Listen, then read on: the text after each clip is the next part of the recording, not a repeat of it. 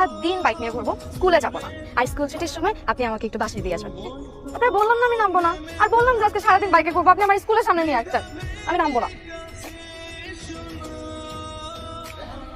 প্রথম দেখাতেই কারো প্রেমে পড়া যায়, সেটা তোমারে দেখার পর আমি বিশ্বাস করি।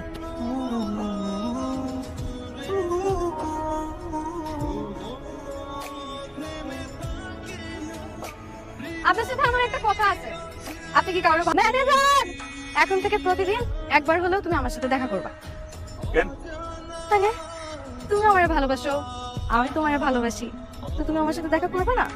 তুমি যদি আমার সাথে প্রতিদিন একবার দেখা করো, তাহলে তোমার প্রতি আমার ভালোবাসা বাড়বে, মায়া বাড়বে, টান বাড়বে। মানে কখন বলছি আমি তোকে ভালোবাসি?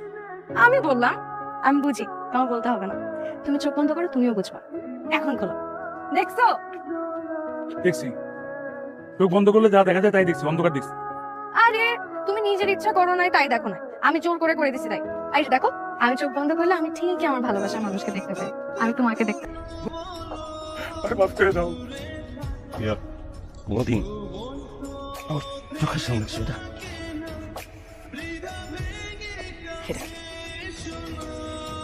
কি এটা? কি করছিস তুই?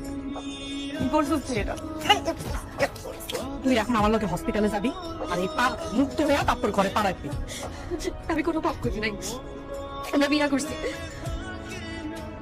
হ্যালো, কে বলতেছেন? আমি মনির ফুক। কেন করো এরকম? কতগুলা দিন হয়ে গেছে, তুমি মনির একটা খোঁজ নিছো? তুমি জানতে চাইছো কেমন আছে? মনি প্রেগন্যান্ট হয়েছিল, ওর মা বিষ খাওয়ার ভয় দেখায় ওরে অপারেশন করাইছে।